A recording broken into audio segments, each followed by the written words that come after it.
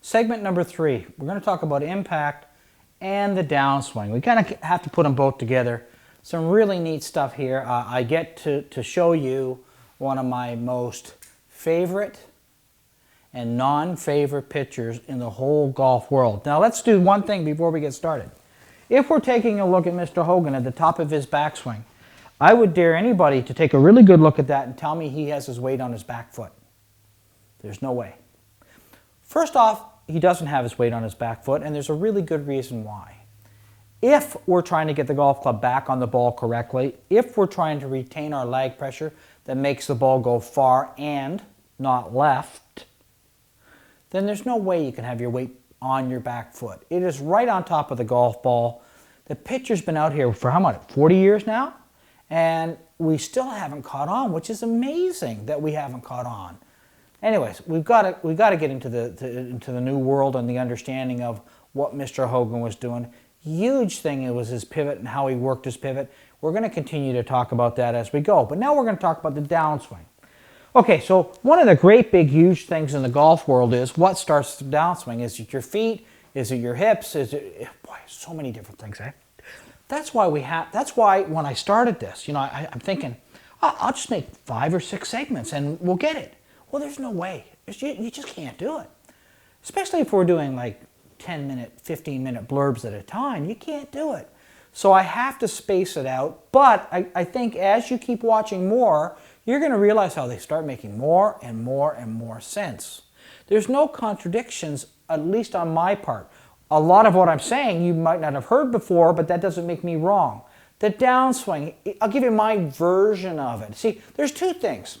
There's what I feel, and there's what I know happens. Well, which one should we go with? Should I go with what I feel, or would I go with what I know happens?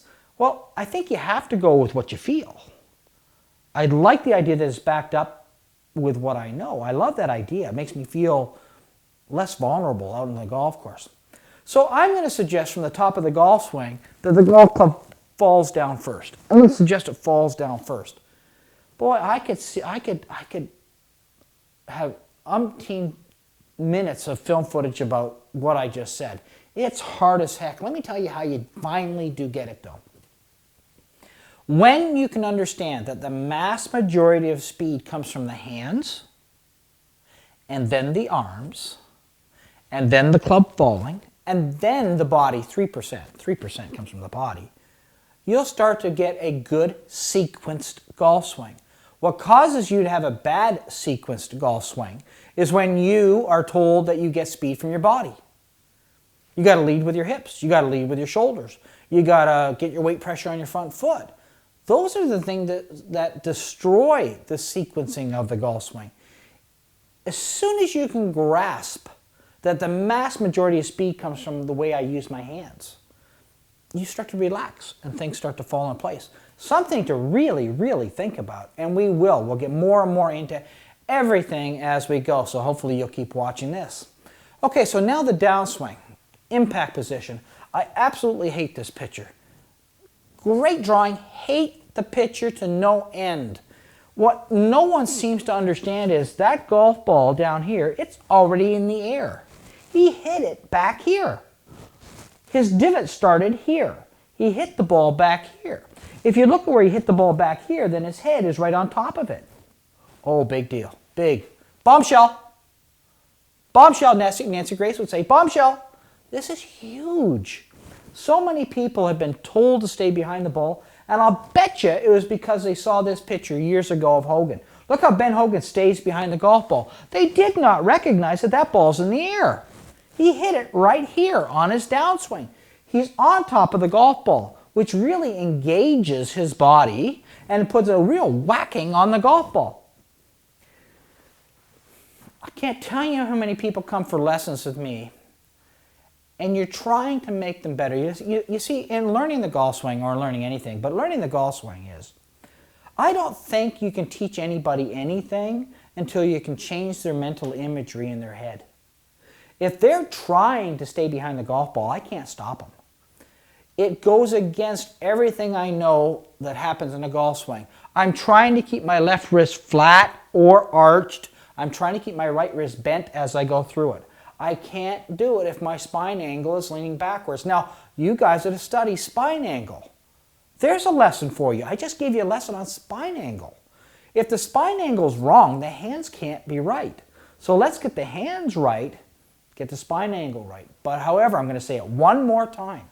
If your picture of impact is your head behind the golf ball and your spine tilted backwards, then no amount of golf lessons is going to help you. You got to change the imagery first and then work your way into the imagery.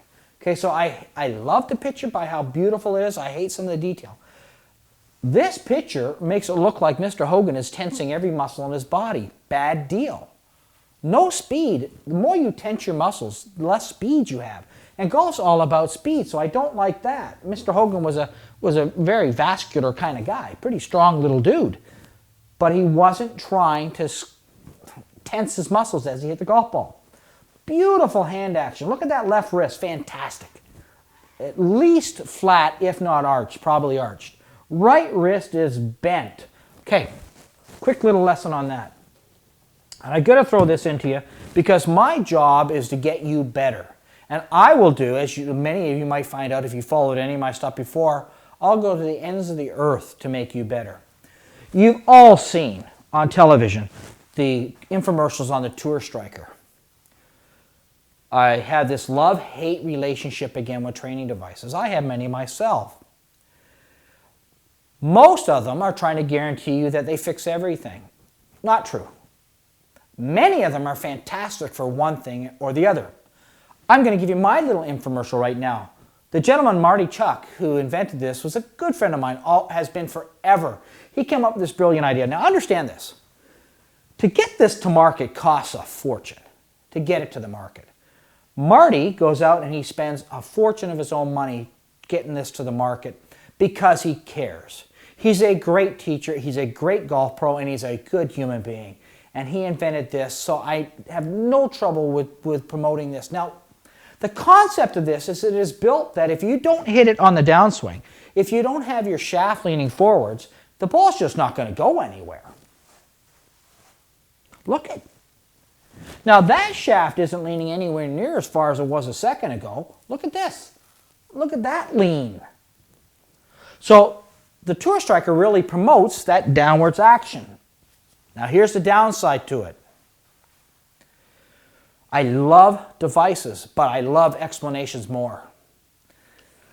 If you truly understand that your job is to get your body on top of the golf ball and that your left wrist has to be flat and your right wrist has to be bent, fantastic. This will work great.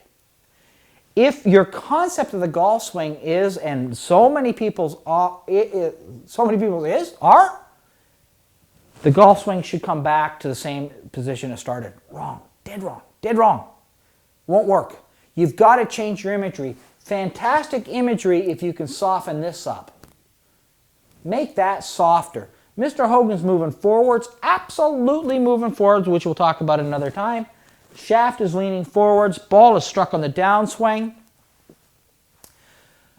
How I create and maintain my wrist angles, we call it lag pressure. The more lag pressure I can retain, the farther I can hit the golf ball. The more my weight is on top of the golf ball and my club's coming down onto the golf ball, the farther I can hit the golf ball. It's really kind of a simple thing. Again, I don't think most instruction, they never get into trying to change your imagery. They try to change your motion, and they're making a mistake. I've got to get you to get this concept in your mind, then work your way into it. You can do it. You really don't need one of these. This will just make you do it a whole lot faster, or understanding the feel and the correctness faster than you normally would without one. Okay, so that's the understanding of impact. My body is on top of the golf ball. My left wrist is flat, if not arched. My right wrist is bent, retaining my lag pressure, allowing me to hit the golf ball far and not to the left. Hope you enjoyed that. Keep going through your book. You're going to see things you've never seen before. Fantastic book. I hope the explanations just help you out more.